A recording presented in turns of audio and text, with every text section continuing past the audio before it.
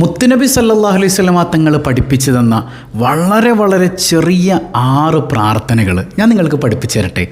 ഇത് നിങ്ങളൊന്ന് മനപ്പാടാക്കി വെക്കണം കേട്ടോ. അതുകൊണ്ടുള്ള ഗുണം എന്താണെന്നറിയോ?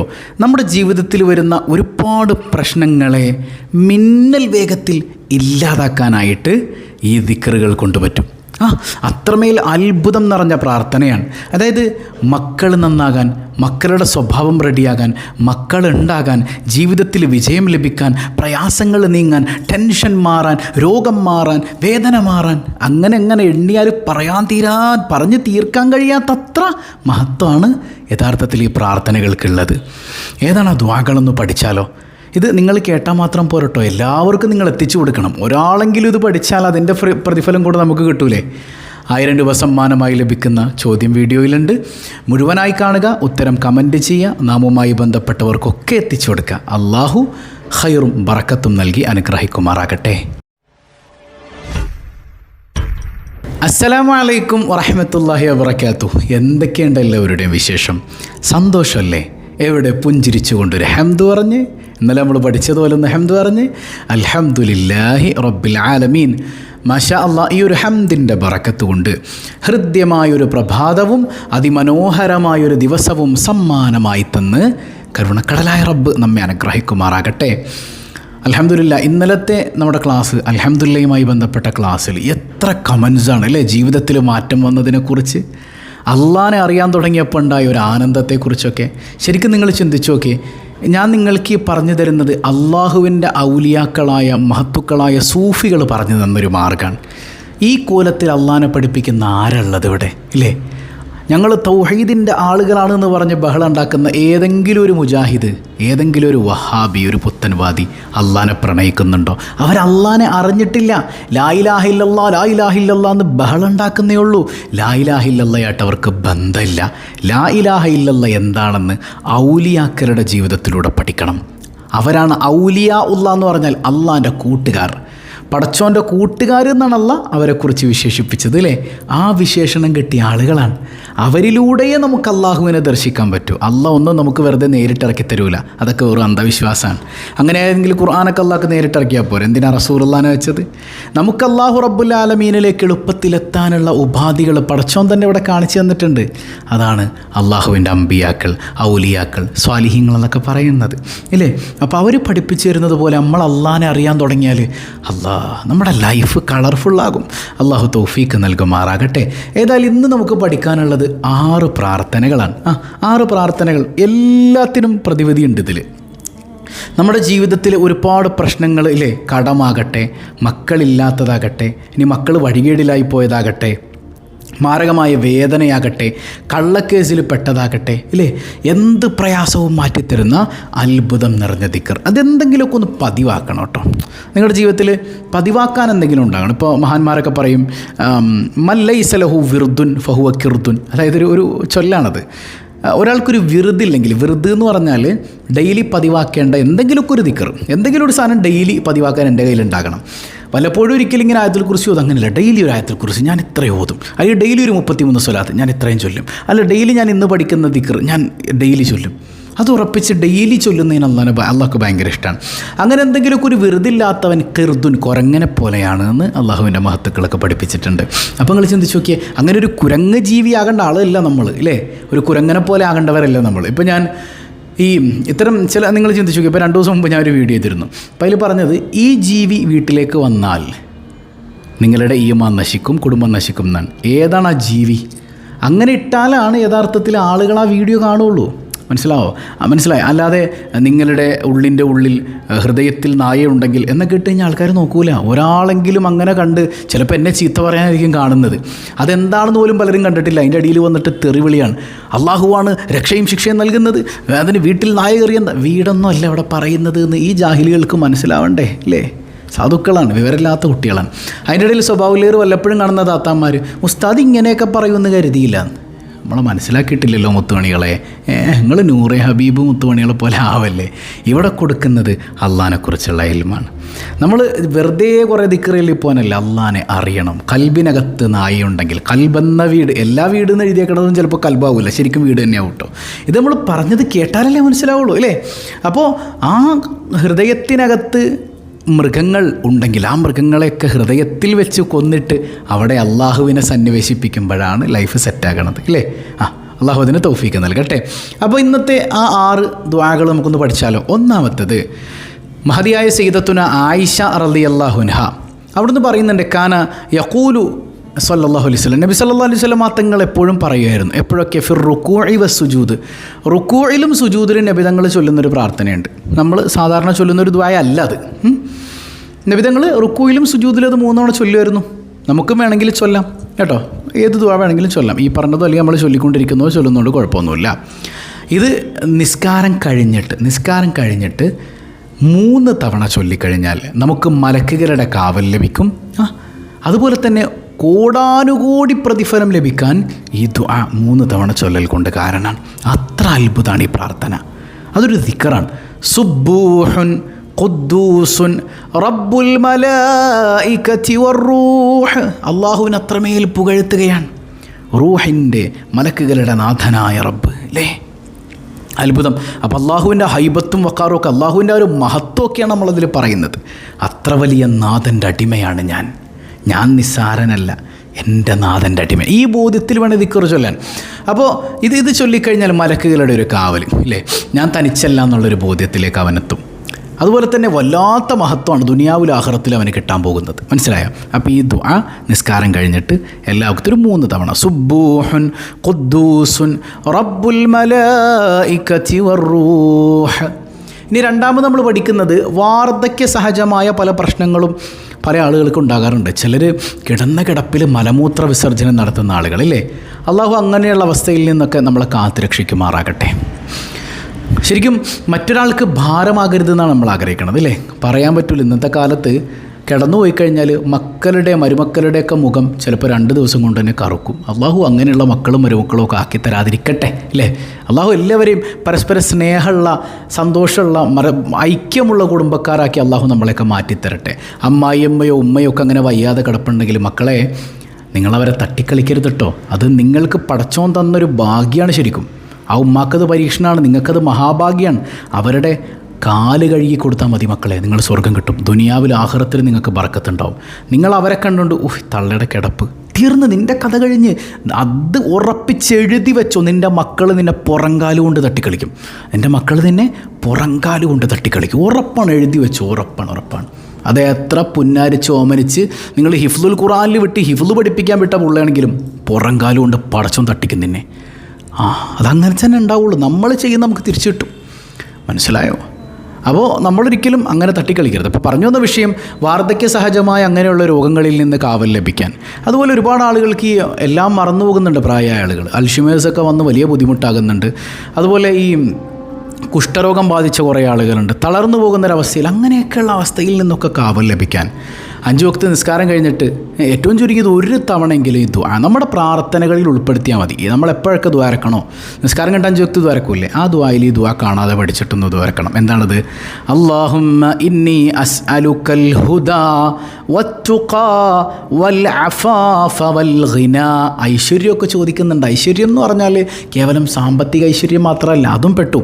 സമ്പത്തിൽ ബർക്കത്ത് തരണേ അല്ലാഹ് അതിലുണ്ട്. അതുമാത്രമല്ല, ഐശ്വര്യം മറ്റൊരാളുടെ മുമ്പിൽ പോയി കൈ നീട്ടാതെ, എൻ്റെ മരുമോളുടെ അല്ലെങ്കിൽ എൻ്റെ കുടുംബക്കാരുടെ അല്ലെങ്കിൽ മക്കളുടെ ഒരു സഹായത്തിന് വേണ്ടി കൈനീട്ടി നിൽക്കേണ്ട ഒരവസ്ഥയിൽ നിന്ന് നീ എന്നെ കാത്തിട്ട്, അതിന് എനിക്ക് നീ പടച്ചോനെ എന്നെ ഐശ്വര്യവാനാക്കണേ, അല്ലെങ്കിൽ ഐശ്വര്യവതിയാക്കണേ പടച്ചോനെ, അല്ലേ? ആ ഒരു ബോധ്യത്തിൽ നിങ്ങൾ ചൊല്ലിക്കോ, നിങ്ങൾ കിടന്നു പോവില്ല. അള്ളാഹു കാവൽ തരുമാറാകട്ടെ. മൂന്നാമത്തേത് സ്വഭാവം നന്നാകാൻ ആഗ്രഹിക്കുന്നവർ. അപ്പോൾ നമ്മളും നമ്മുടെ ഇണകളും അതുപോലെ തന്നെ മക്കളും ഒക്കെ ഇത് പതിവാക്കേണ്ട ഒരു ദുആയാണ്. അതിനെന്ത് ചെയ്യണമെന്ന് വെച്ചാൽ, നിങ്ങൾ കണ്ണാടി നോക്കുന്ന സമയത്ത് ആ കണ്ണാടിയുടെ മേലെ ഈ ദുആ എഴുതിയിട്ട് വെക്കണം, അവിടെ ഒട്ടിച്ച് വെക്കണം. ചെറിയൊരു ദുആ. ഹബീബായ സയ്യിദുനാ റസൂലുള്ളാഹി സ്വല്ലല്ലാഹി അലൈഹി വസല്ലം തങ്ങൾ പഠിപ്പിച്ചു കൊടുക്കുന്നുണ്ട്. സ്വഹാബത്ത് അത് ചൊല്ലുന്നുണ്ട്. എന്താണത്? അല്ലാഹുമ്മ കമാ ഹസ്സൻത ഖൽഖി ഫഹ്സിൻ ഖുൽഖി. എന്താണ്? അല്ലാഹുമ്മ കമാ ഹസ്സൻത ഖൽഖി ഫഹ്സിൻ ഖുൽഖി. പടച്ചോനെ, എൻ്റെ സൃഷ്ടിപ്പൊക്കെ നീ നന്നാക്കിയിട്ടുണ്ടല്ലോ, അതുപോലെ എൻ്റെ സ്വഭാവം നന്നാക്കണേ പടച്ചോനെ. അപ്പോൾ നമ്മുടെ കണ്ണാടിയിൽ വന്നിട്ട് കെട്ടിയോനും ഇത് ചൊല്ലണം, മക്കളും ചൊല്ലണം, നമ്മളും ചൊല്ലണം. ആദ്യം സ്വയം നമ്മൾ നന്നാകണം, ഇല്ലേ? സ്വയം നന്നാകാത്ത ഒരാൾക്ക് മറ്റൊരാളെ നന്നാക്കാൻ പറ്റുമോ? ഇല്ലല്ലോ. ഞാൻ പറഞ്ഞു മനസ്സിലായി, നമ്മൾ നന്നാകണം, എന്നിട്ട് വേണം മറ്റുള്ളവരെ നന്നാക്കാനായിട്ട്.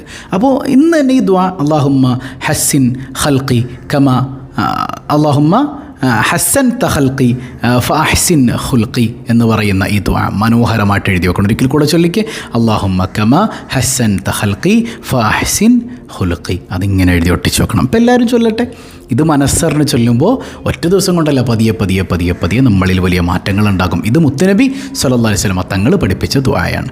പിന്നെ നാലാമത്തത്, പലയിടത്തും പാമ്പിൻ്റെ ശല്യം. പാമ്പിൻ്റെ ശല്യം ഭയങ്കരമാണ്. എൻ്റെയൊക്കെ വീടിൻ്റെ ചുറ്റും ഇടക്കിടക്ക് ഇങ്ങനെ മൂർഖനെയൊക്കെ കാണും. അൽഹംദുലില്ലാ, വന്നിട്ട് അങ്ങനെ അവിടെ പോയിക്കോളും, ഉപദ്രവമൊന്നും ഉണ്ടാവില്ല.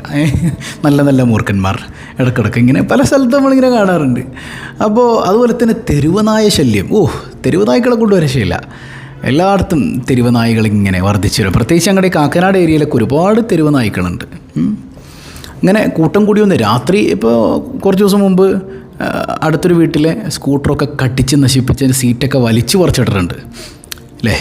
അപ്പോൾ തെരുവുനായകളുടെ ശല്യം, അങ്ങനെ ഒരുപാട് ശല്യം. അവരുടെയൊക്കെ അത്തരം ജീവികളുടെ ഉപദ്രവങ്ങളിൽ നിന്ന് കാവൽ ലഭിക്കാൻ നമുക്ക് ഏറെ സുപരിചിതമായൊരു ഇതുണ്ട്. സുബഹ് നിസ്കാരം കഴിഞ്ഞിട്ട് 3 പ്രാവശ്യം, മഗ്‌രിബ് നിസ്കാരം കഴിഞ്ഞിട്ട് 3 തവണ. ഇനി നിസ്കാരമില്ലാത്ത സമയത്താണെങ്കിൽ ആ സമയത്ത് 3 തവണ നിങ്ങൾ ചൊല്ലിയാൽ മതി. ഏതാണത് നമുക്കറിയാമല്ലോ. ബിസ്മില്ലാഹില്ലദീ ലാ യളുറു മഅ ഇസ്മിഹി ശൈഉൻ ഫിൽ അർളി വലാ ഫിസ് സമാഇ വഹുവസ് സമീഉൽ അലീം. പടച്ചോനെ, നിൻ്റെ നാമം കൊണ്ട്. ഏത് നാമം? ബിസ്മില്ലാ എന്ന് പറഞ്ഞാൽ അള്ളാഹുവിൻ്റെ മുഴുവൻ നാമങ്ങൾ കൊണ്ടും സഹായം തേടി അല്ലേ. ആ നാമം കൂടെ ഉണ്ടെങ്കിൽ ആകാശഭൂമികൾക്കിടയിലുള്ള ഒന്നും എന്നെ ഉപദ്രവിക്കൂല. അപ്പോൾ എൻ്റെ റബ്ബ്, ആ റബ്ബിൻ്റെ കാവൽ എനിക്കുണ്ടെങ്കിൽ എന്നെ ഒന്നും തൊടൂല എന്നുള്ള ഉറച്ച ബോധ്യത്തിൽ വേണത് ചൊല്ലാൻ. ആ ബോധ്യമില്ലാതെ ചൊല്ലിയിട്ട് കാര്യമില്ല.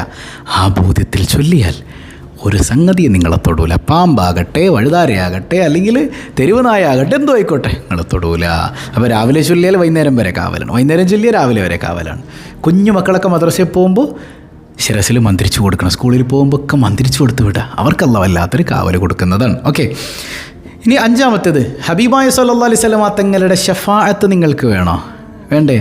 അശ്ശഫാഅത്ത് ഹബ്ലനാ ഫിൽ ഖിയാമത്തി മുശ്ഫീഖാ വഹ്ലനാ ഇൻലാഅ സയ്യിദി ഖൈറൻ നബി. അല്ലേ, മുത്തുനബിയുടെ ശഫാഅത്ത്. തങ്ങളെ ശഫാഅത്തല്ലാതെ ഞങ്ങളിലില്ല തണിയേ. മുത്തിൻ്റെ ശഫാഅത്തല്ലാതെ എന്താ നമുക്കുള്ളത് അല്ലേ.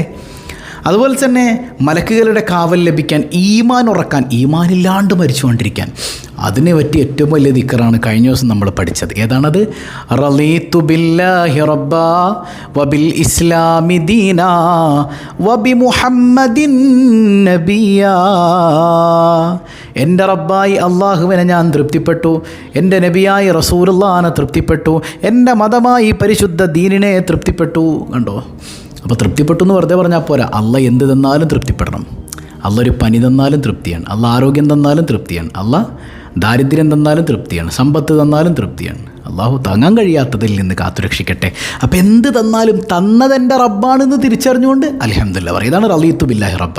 പിന്നെ മുത്തുനബിയെ തൃപ്തിപ്പെടാൻ എന്ന് പറഞ്ഞാൽ മുത്തുനബിയുടെ ഇഷ്ടമാണ് എന്ത്? അതെൻ്റെ ഇഷ്ടമാണ്. മുത്തുനബിയുടെ ഇഷ്ടം എന്താണ്? അതാണ് എൻ്റെ ഇഷ്ടം. കല്യാണ പേക്കൂത്തുകളൊക്കെ കുടുംബത്തിലുണ്ടാകുമ്പോൾ എൻ്റെ മുത്തുനബിക്ക് ഇഷ്ടമല്ല, ഞാനില്ല, ഇറങ്ങിപ്പോരണം, മറ്റുള്ളവൻ്റെ മുഖത്തേക്ക് നോക്കണ്ട. അള്ളാനെ കാണുമ്പോൾ ഇല്ലേ പടച്ചോൻ്റെ മുഖത്തോട്ട് നോക്കണ്ടേ? അങ്ങനെ നമ്മൾ, ഞാൻ ചോദിച്ചില്ല നിങ്ങളോട്, അങ്ങനെ ചിന്തിക്കാറുണ്ട് നമ്മൾ? അവക്കടെ മുഖത്തോട്ട് എങ്ങനെ നോക്കും? അത് വിട് മക്കളെ, പടച്ചോൻ്റെ മുഖത്തോട്ട് എങ്ങനെ നോക്കും നാളെ ചെല്ലുമ്പോൾ ഇല്ലേ? നമ്മുടെ ചിന്ത എന്താ? അത് അവിടെ ഇരുന്നില്ലെങ്കിൽ അവക്കടെ മുഖത്തോട്ട് നാളെ നോക്കേണ്ടതല്ലേ മോളെ. നാളെ അള്ളാൻ്റെ മുഖത്തോട്ട് നോക്കാനായിട്ട് നീ മരിച്ചുവാണെങ്കിലോ അള്ളാൻ്റെ മുഖത്തോട്ട് നോക്കണ്ടേ? പടച്ചോനെ നോക്കണ്ടേ എനിക്ക്? എന്നെങ്കിലും നമ്മൾ ചിന്തിച്ചിട്ടുണ്ടോ? അള്ളാനെ എങ്ങനെ നോക്കും? നാളായിട്ട് പാടില്ല, പടച്ചോൻ്റെ മുഖത്തോട്ട് എങ്ങനെ നോക്കും? അപകടമാണ്. മുത്തുനബിയുടെ ഇഷ്ടം മനസ്സിലായി. അപ്പോൾ ദീനുൽ ഇസ്ലാം തൃപ്തിപ്പെടണം. ഈ തൃപ്തി യഥാർത്ഥത്തിൽ നമ്മുടെ ബോഡിയിലുണ്ടാകണം, മനസ്സിലുണ്ടാകണം, എല്ലായിടത്തും ഉണ്ടാകണം. മനസ്സിലായോ? ആ ബോധ്യത്തിൽ ഈ ദിക്ർ ചൊല്ലിയാൽ മുത്ത് റസൂലിൻ്റെ ശഫാഅത്ത് ഉറപ്പാണ്. ഏറ്റവും അവസാനം 6-മത്തേത്, നമ്മുടെ ശരീരത്തിൽ പല വേദനകളുണ്ട്. കൈവേദന, കാലുവേദന, നട്ടെല്ല് വേദന, തലവേദന, മറ്റു പല ബുദ്ധിമുട്ടുകളും. പ്രായം ചെന്ന ഒരുപാട് ഉമ്മമാരൊക്കെ നമ്മുടെ സദസ്സിലുണ്ട്. പല വേദനകൾ അവർക്കുണ്ട്.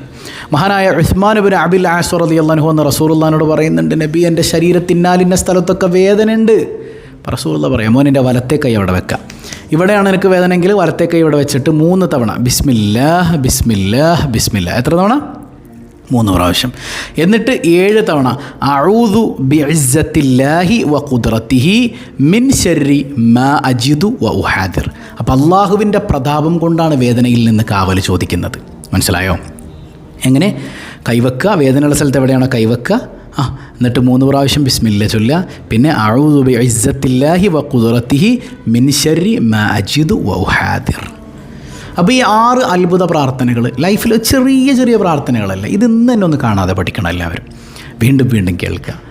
നമ്മുമായി ബന്ധപ്പെട്ട കുടുംബക്കാർക്കും അല്ലാത്തവർക്കൊക്കെ ഇത് അയച്ചു കൊടുക്കണം. അവരൊരാളത് ചെയ്താൽ അതിൻ്റെ പ്രതിഫലം കൂടെ നമുക്കല്ലേ കിട്ടുക, അല്ലേ? അപ്പോൾ ഇന്ന് തന്നെ കാണാതെ പഠിക്കുക, ജീവിതത്തിൽ അന്വർത്ഥമാക്കുക. അള്ളാഹു തൗഫീക്ക് നൽകട്ടെ. കഴിഞ്ഞ ദിവസം ചോദ്യം ഉണ്ടായില്ല, അതിന് മുമ്പ് നമ്മൾ ചോദിച്ചെന്താ, സ്ത്രീകളിൽ ഏറ്റവും കൂടുതൽ ഹദീസ് റിപ്പോർട്ട് ചെയ്തത് ആരാണ്? എല്ലാവർക്കും അറിയാം അല്ലേ? സയ്യിദത്തുന ആയിഷ. ആയിഷ ഉമ്മയാണ്. അള്ളാഹു കൊടുത്ത മദത് നൽകട്ടെ. ഇന്നത്തെ സിമ്പിളായ ചോദ്യം, ആയിഷ റളിയല്ലാഹു അൻഹയ്ക്ക് ശേഷം മുത്തുനബി സല്ലല്ലാഹു അലൈഹി വസല്ലം തങ്ങൾ വിവാഹം ചെയ്തത് ആരെയാണ്? കമൻറ്റ് ചെയ്യുക. അള്ളാഹു ബർക്കത്ത് ചെയ്യട്ടെ. നമ്മുടെ റിലീഫ് പദ്ധതി പാവപ്പെട്ടൊരു ഉസ്താദിൻ്റെ കാര്യം നമ്മൾ ഏറ്റെടുത്തതാണ്. പല പ്രയാസങ്ങൾ അനുഭവിക്കുന്ന ആളുകളെയും നമ്മൾ ഏറ്റെടുത്തിട്ടുണ്ട്. കഴിയുന്നവരൊക്കെ ഹദിയ ചെയ്യണം. അതൊന്നും വെറുതെ ആകൂല. അള്ളാഹ്ക്ക് വേണ്ടി കൊടുക്ക്, അള്ളാഹ് നമുക്ക് തരും. അള്ളാഹ് നമ്മൾ ഏറ്റെടുക്കും. അള്ളാഹു തൗഫീഖ് ചെയ്യട്ടെ. പതിവായി ചൊല്ലുന്ന ദിക്ർ സുബ്ഹാനല്ലാഹി വബിഹംദിഹി അദദ ഖൽഖിഹി വരിദാ നഫ്സിഹി വസിനത അർശിഹി വമിദാദ കലിമാതിഹി. സുബ്ഹാനല്ലാഹി വബിഹംദിഹി عدد خلقه ورضا نفسه وزنة عرشه ومداد كلماته. سبحان الله وبحمده عدد خلقه ورضا نفسه وزنة عرشه ومداد كلماته. الحمد لله رب العالمين. اللهم صل على سيدنا محمد وعلى آل سيدنا محمد. അർഹമുർ-റഹീമായ റബ്ബേ, ഈ സദസ്സ് നീ സ്വീകരിക്കണേ അല്ലാ. ഇന്ന് പഠിച്ച പ്രാർത്ഥനകൾ അന്വർത്ഥമാക്കാൻ തൗഫീക്ക് നൽകണേ അല്ലാ. ഇതിൻ്റെ മിസ്ല് സവാബ് ഹബീബായ തങ്ങളുടെ ഹദ്റത്തിലേക്ക് എത്തിക്കണേ അല്ലാ. പൊരുത്തം തരണേ അല്ലാ. തിരുനോട്ടം തരണേ അല്ലാ. പാപങ്ങളേറെ ചെയ്തു പോയി റബ്ബേ, നീ പുറത്തു തരണേ അല്ലാ. നിൻ്റെ ലിഖാ തൗഫീക്ക് നൽകണേ അല്ലാ. മുത്തുനബിയെ കാണാനുള്ള ഭാഗ്യം തരണേ അല്ലാ. കടബാധ്യതകൾ കൊണ്ട് മുങ്ങിത്താഴുന്നവരുണ്ട്, ഏറ്റെടുക്കണേ അല്ലാ. തൊഴിലുകളിൽ ബറക്കത്ത് ചെയ്യണേ അല്ലാ. ഒരുപാട് അസുഖബാധിതരുണ്ട്, സർജറിക്ക് വിധേയപ്പെടുന്നവരുണ്ട്. എല്ലാവർക്കും സൗഖ്യം നൽകണേ അല്ലാ. പടച്ചവനെ, മക്കളില്ലാതെ വേദനിക്കുന്നവരുണ്ട്, സ്വാലിഹീങ്ങളായ സന്താനങ്ങളെ കൊടുക്കണേ അല്ലാ. ഗർഭിണികൾക്ക് സുഖപ്രസവം നൽകണേ അല്ലാ. വിവാഹപ്രായമെത്തിയവർക്ക് അനുയോജ്യരായ ഇണകളെ നീ നൽകണേ അല്ലാ. യാ റബ്ബന, ഞങ്ങളിൽ നിന്ന് മരണപ്പെട്ട മാതാപിതാക്കൾ, ബന്ധുമിത്രാദികൾ എല്ലാവരുടെയും ഖബറ് വെളിച്ചമാക്കണേ അല്ലാ. ഞങ്ങളാരെയും നീ പെട്ടെന്ന് മരിപ്പിക്കല്ലേ അല്ലാ. ഈ റിലീഫ് പദ്ധതിയിലേക്ക് പ്രയാസങ്ങൾ അനുഭവിക്കുന്നവരെ ചേർത്ത് പിടിക്കുന്നതിലേക്ക് ഹദിയ നൽകിയവരുണ്ട്. അവരുടെ വേദനകളെല്ലാം നീ ഏറ്റെടുക്കണേ അല്ലാ. ഞങ്ങളെയും ഞങ്ങളിൽ നിന്ന് വിട പറഞ്ഞവരെയും ഹബീബ് റസൂലുള്ളാഹി സ്വല്ലല്ലാഹു അലൈഹി വസല്ലമ തങ്ങളോടൊപ്പം നിൻ്റെ കാരുണ്യം കൊണ്ട് ഒരുമിപ്പിക്കണേ അല്ലാ. ബിഹഖി സ്വല്ലല്ലാഹു അലാ മുഹമ്മദ് സ്വല്ലല്ലാഹു അലൈഹി വസല്ലം സ്വല്ലല്ലാഹു അലാ മുഹമ്മദ് സ്വല്ലല്ലാഹു അലൈഹി വസല്ലം. അല്ലാഹുമ്മ സ്വല്ലി അലാ മുഹമ്മദ് യാ റബ്ബി സ്വല്ലി അലൈഹി വസല്ലം. വസ്സലാമു അലൈക്കും വറഹ്മത്തുള്ളാഹി വബറകാതുഹു.